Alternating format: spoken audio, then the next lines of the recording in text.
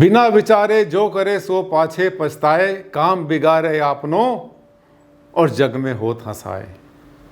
जिस समय आपका मकान बनना शुरू होता है स्टार्टिंग में, अगर उसी समय पर आप सही डिसीजन ले लो तो हो सकता है आपसे गलती ना हो, वो गलती ना हो जो होनी नहीं चाहिए। जब आप मकान बना रहे हैं तो बहुत बार क्या होता है, एक साइड में रोड होती है, कभी कभी दो साइड में आगे पीछे रोड होती है, कभी साइड में होती है, राइट में होती है, लेफ्ट में होती है, कहीं भी दो side open, two side open plot बहुत होते हैं।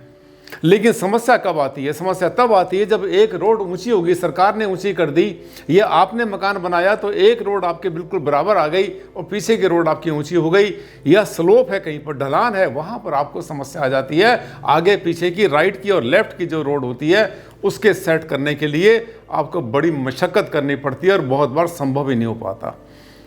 वास्तुशास्त्र कैसे आपकी हेल्प करेगा ताकि जो ऊंचाइयां हैं गलियों की और रास्तों की वो आपके आड़े ना आए। आज हम इसी विषय पर बात करेंगे जब सड़क हो आपके दो तरफ। डॉक्टर आनंद भारद्वाज, वास्तुशास्त्र के एनसाइक्लोपीडिया। नमस्कार साथियों, मैं हूं डॉक्टर आनंद भारद्वाज। आपने पहचान लिया होगा, कड़क आवाज डॉक्टर आनंद भारद्वाज की।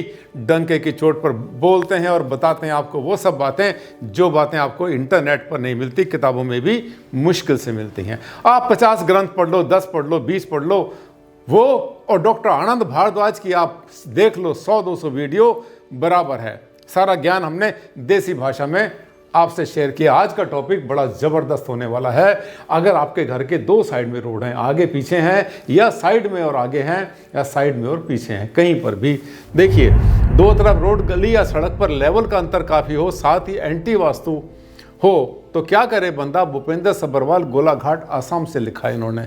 हाँ, गोलाघाट से ये क्या कह रहे हैं कि जब रोड हमारे सामने, हमने मकान बनाना है, सामने की रोड, मान लिया पूरब की रोड ऊंची है, पश्चिम की रोड नीची है, वास्तु कहता है कि पूरब की नीचे होनी चाहिए और पश्चिम के ऊपर होनी चाहिए, तो मैं क्या करूं? एक छोटा सा फार्मूला आपको बताऊंगा, अगर आपके माइंड में भर गया वो, कभी आपसे गलती होने वाली नहीं है। और अगर आप वास्तु कंसल्टेंट हैं तो ये चीज़, आज की जो वीडियो है आपके लिए ज़बरदस्त बनने वाली है, गोल्डन बनेगी। छोड़ना मत इस वीडियो को। साथियों, मैं जो वीडियो बनाता हूँ ना, ये आम जनता के लिए तो बनाता हूँ, साथ साथ बनाता हूँ मैं वास्तु वालों के लिए भी, जो वास्तुशास्त्र की दुनिया में जो अभी आए हैं, कल परसों आए हैं, या सालों से काम कर रहे हैं। यहाँ तक कि बहुत ज़्यादा एज वाले, मेरे पास ऐसे ऐसे मैसेज भी आते हैं फ़ोन के ऊपर जो कहते हैं सर मेरी उम्र जो है 65 साल, 70 साल, 75 साल है, मैं 15 साल से 20 साल से वास्तु की दुनिया में काम कर रहा हूँ, लेकिन जहाँ जहाँ फंसता हूँ वहीं पर चुपचाप क्लाइंट की नज़र बचाकर चुपचाप आपकी वीडियो देख लेता हूँ और मुझे वहीं मिल जाता है सब कुछ, फार्मूला भी, समाधान भी और रेमेडीज़ भी। देख रहे हैं, ये सब्बरवाल, भूपेंद्र सब्बरवाल, ये हैं गोलाघाट, आसाम से। आसाम में, गुवाहाटी में, गोलाघाट में, डिब्रूगढ़ में, शिव सागर में, इधर मेरे बहुत क्लाइंट हैं, मारवाड़ी क्लाइंट्स बहुत सारे हैं, वहाँ जाता भी रहता हूँ। और वहाँ पर ये समस्या बहुत बार आती रहती है, जहाँ जहाँ ज़मीन ऊंची नीची होती है वहाँ पर ये समस्या बहुत कॉमन है।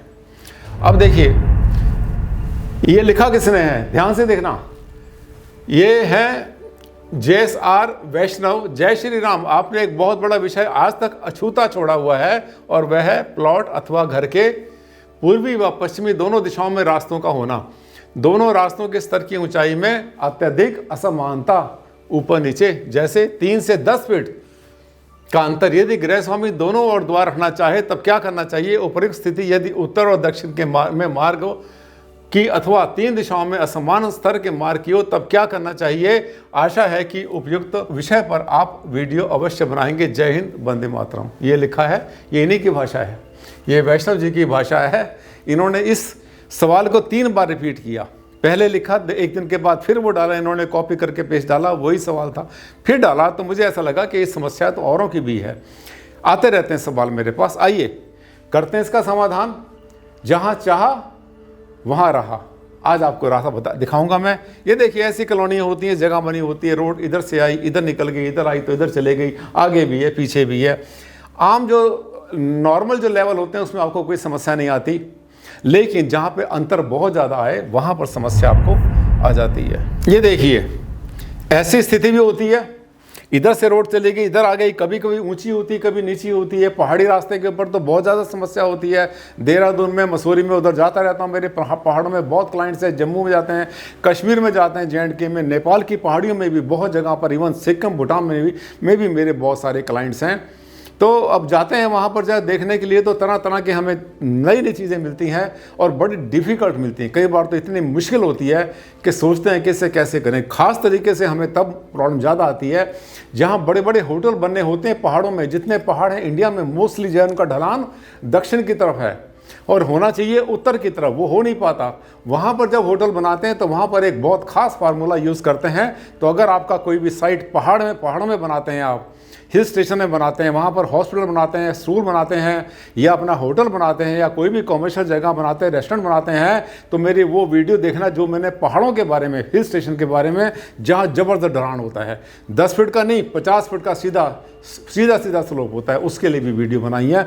बड़ा आसान तरीका वहाँ पर भी होता है। अब देखिए आगे चलेंगे। ये उदाहरण है एक हमारे पास, ये आप देख रहे हैं, इसमें एक रोड पूरब में है और एक है पश्चिम में, राइट। मान लेता हूं पूरब की रोड हमारी 10 फीट ऊंची है और पश्चिम की रोड हमारी जो है 10 फीट डाउन। हो गया कांड, काम हो गया। अब इस केस में क्या करेंगे हम, ध्यान करना, मैं हर चीज़ में, हर स्थिति में जहां रोड का डिफरेंस आए, उत्तर में, दक्षिण में, पूरब में, पश्चिम में, तो 2 बातें ध्यान रखना। आपका जो पूरब की दिशा है वो हमेशा सड़क जो है वो डाउन होनी चाहिए, उससे मकान आपका ऊंचा होना चाहिए, चाहे 2 इंच ही ऊंचा कर लो। और अगर आपका मकान के उत्तर में भी रोड है और दक्षिण में भी रोड है, तो उत्तर वाली रोड को 2-4 inch, 6 inch, 1 foot, 2 feet down होना चाहिए, और दक्षिण की जो रोड है वो इतनी नीची नहीं होनी चाहिए। लेकिन हर सड़क पर तो आपका कोई जोर नहीं है, सरकार ने बना रखी है, नेचर ने बना रखी है, कुदरत ने बना रखी है, ये तो सबके सब टोपोग्राफी ऐसे बनी हुई है। आप क्या करेंगे, वहाँ पर रेफरेंस लेने का तरीका बताऊंगा, बड़ा काम आएगा। एक छोटा सा फार्मूला आपकी ज़िंदगी संवार देगा और आपके लिए कभी भी आपसे कभी ऐसी गलती होने वाली नहीं होगी। ये देखिए, अब लेते हैं उदाहरण वो वाले जिसमें कि मैंने आपको पूरा का पूरा समझाना था। इधर उत्तर आ गया, इधर दक्षिण आ गया। क्या करेंगे, अपने मन से पूछो। आप उत्तर को डाउन करोगे, दक्षिण को आप करोगे, लेकिन भगवान ने क्या दिया, भगवान ने उत्तर ऊंचा दे दिया, दक्षिण नीचा दे दिया। एक स्थिति हमारी ये हुई, ये नहीं, इसको हम ये कह सकते हैं कि हमारा जो है ना, ये हमारा जो है उत्तर जो है हमारा, ये हमारा हाई हो गया, उत्तर जो है ये हमारा, ये हाई हो गया और ये हमारा लो हो गया।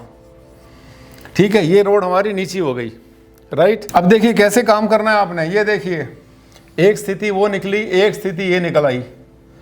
ये हमारी सिचुएशन नंबर 2 है, जिसमें कि आप देख रहे हैं कि उत्तर भी है, पूरब भी है। हो सकता है कि उत्तर डाउन हो और पूरब भी डाउन हो। पूरब थोड़ा सा कम डाउन है, ये ज़्यादा डाउन है, मान लिया। इन दोनों के ऊपर नीचे होने से कोई अंतर नहीं पड़ता। सवाल यह है कि आपका जो प्लॉट है इन दोनों से ऊंचा होना चाहिए। हो सकता है इसकी गहराई 2 फीट हो और इसकी गहराई 4 फीट हो, इससे अंतर नहीं पड़ता। यह हो सकता है कि हमारा पूरब दिशा की रोड 2 फीट ऊंची हो रही है और ये हमारी 4 फीट डाउन जा रही है। जो डाउन जा रही है वो तो हमारा भला कर रही है, लेकिन जो ऊपर जा रही है हमारी पूरब की रोड, ये हमारा भला नहीं कर रही है, हमारे वास्तु को बर्बाद कर सकती है, खराब कर सकती है, क्योंकि हमारा मकान नीचा पड़ जाएगा। इसके उसमें आएगा, क्या करेंगे आप। उम्मीद कर रहे हैं कि भारद्वाज जी आपने कहा था छोटा सा फार्मूला बताऊंगा जिससे कि आपकी ज़िंदगी संवर जाएगी। एक काम करना, सिर्फ एक काम करना, जो भी रोड ऊंची हो, जो भी, नीचे का मत लेना, जो भी सड़क ऊंची हो, उस ऊंची सड़क का आपने रेफरेंस लेना है। ऊंची सड़क से अपने घर को आपने 6 इंच या 1 फुट या 2 फुट जितना करना चाहते हैं उतना ऊंचा होकर के करना है, और आपने उसके बाद पैड़ी बनाकर, सीढ़ी बनाकर नीचे उतरना है, या सीढ़ी बना करके आपने ऊपर चढ़ना है। चाहे दक्षिण बनता है या पश्चिम बनता है, पानी के निकासी का स्थान आपको छोड़ना पड़ेगा। घर के अंदर जो है, जब आपका घर बनता है तो आगे और पीछे, दाएं और बाएं अगर हो सके थोड़ी जगह जहां भी संभव हो वहां छोड़ देना, ताकि बारिश का पानी, धुलाई का पानी जो है अपने हिसाब से जा सके, और उसके बाद में नाली बना करके पानी को निकाल सकते हैं, जहां पर वास्तु में बताते हैं। रेफरेंस क्या आया यहाँ पर, क्या बताया फार्मूला, कि आपका जो है घर का जो लेवल लेकर चलेंगे वो लेकर चलेंगे ऊंची सड़क की तरफ से, वो चाहे किसी भी दिशा में हो, किसी भी दिशा में। और उसके बाद जहां डाउन करना होगा वहां पे सीढ़ी लगा के नीचे उतरेंगे। पूरे घर को ऐसे ढलान में नहीं बनाएंगे। और सबसे बड़ी गलती जो लोग करते हैं वो बना लेते हैं स्टेप में। स्टेप में क्या होता है कि मतलब ये धीरे धीरे जो है ना होती रहती है, नीचे जगह होती रहती है। और देखिए ये है उत्तर और इधर पश्चिम हमारा। मान लिया उत्तर हमारा ऊंचा है और पश्चिम हमारा डाउन है, तो आप रेफरेंस कहाँ का लेंगे बताओ? रेफरेंस लेंगे उत्तर का। अगर मान ले ये अगर ऊंचा है, ये हमारा हाई हो जाता है और ये हमारा लो हो जाता है, तो इसका रेफरेंस लेके चलेंगे हम, उत्तर दिशा का रेफरेंस लेके चलेंगे। इससे 1 फुट 2 फुट ऊपर बनाएंगे। बनाने के बाद जहां नीचे उतरना वहां नीचे उतरेंगे। और जो दिशा हमारी पीछे पश्चिम मान लिया हमारी डाउन चली जाती है, उसके लिए ज़्यादा परेशान होने की ज़रूरत नहीं है। मैंने आपसे कहा था कि अगर आपका मकान 80% भी वास्तु से बना लेते हैं तो ये मानना कि 100% हो गया। कभी भी 100%, 100% अगर कोई कहता है मैं आपका मकान वास्तु से बना दूंगा, तो ये मान लेना या तो ये गवर्नमेंट का स्कूल बन जाएगा जिसमें चारों तरफ कमरे, सेंटर में खुला आंगन और खिड़की के सामने खिड़की, ऐसे दरवाजे ऐसे ऐसे बने हुए, ये खेल का मैदान वो बन जाएगा। या फिर बन जाएगी धर्मशाला जो पहले बना करती थी सीधी सीधी। वास्तु ऐसा इतना कोई कठोर नहीं है, इतना कोई अड़ियल नहीं है कि आपने जो 100% एक एक बात को वास्तु से लेके चलना है। इस केस में क्या किया? अब आप कहेंगे भारद्वाज जी ये तो डाउन रह गया। हाँ डाउन रह गया। डाउन होने से नेगेटिव नहीं हुआ। देखो ये नेगेटिव हुआ और ये आपने पॉजिटिव बनाया। इसको पॉजिटिव बनाया आपने, इसको अगर नेगेटिव रह जाता है तो एक प्लस और एक माइनस क्या होता है? आपने मैथमेटिक्स पढ़ी है। एक हमारे पास प्लस और एक हमारे पास माइनस, ये दोनों मिलने के बाद क्या हो जाएंगे? 0। यानी आपकी जो इतनी बड़ी समस्या थी ढलान को लेकर, वो समस्या आपकी बिल्कुल शून्य हो जाएगी। अब क्या करेंगे? उसके बाद पूछेंगे भारद्वाज जी इतना तो बता दिया, चलो ये तो समझ में आ गया हमारे कि जो रोड ऊंची है उसी को रेफरेंस लेकर चलना, हमने नीचे रोड को रेफरेंस लेकर नहीं चलना है। अब ये बताओ कि मकान को पॉजिटिव कैसे बनाएंगे? यस, अभी तो कहते हैं ना, अभी तो सारा वास्तु आपके हाथ में है। यहाँ पर आपने कंप्रोमाइज़ करके इसको 0 कर लिया और 0 करने के बाद जो पूरा मकान बनाया वो आपने वास्तु की विद्या को ध्यान में रखते हुए बनाया, तो समझो कि बहुत कुछ पाया। लगा, मिला फार्मूला आपको? कैसा लगा वीडियो? अगर अच्छा लगा और आपको लगा कि चैनल तो बड़ा ज़बरदस्त है भाई, ऐसा तो चैनल नहीं देखा हमने, ऐसे तो कड़क वीडियो हमने कभी देखे नहीं, जो कि इतनी मुश्किल डिफ़िकल्ट जो वास्तु की सिचुएशन होती हैं, नेगेटिविटी से बाहर निकालने वाला कंसल्टेंट तो हमने कभी देखा नहीं। ये अगर आपके माइंड में आया है अभी, तो क्या करना है? सब्सक्राइब करना है मेरे चैनल को, तुरंत अभी कर लेना।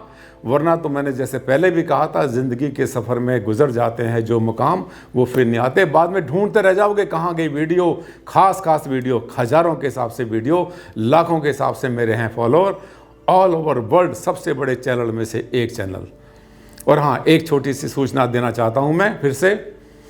हमारा एक कार्यक्रम हो रहा है गाज़ियाबाद में 20 दिसंबर को वास्तुशास्त्र का, 21 दिसंबर को ज्योतिष का, एक ही जगह पर एक साथ वास्तु एवं ज्योतिष का कार्यक्रम होगा। सेमिनार होगा एक बहुत बड़ा, वो एक हॉल के अंदर, इंटरनेशनल लेवल के हॉल के अंदर होगा गाज़ियाबाद में ही।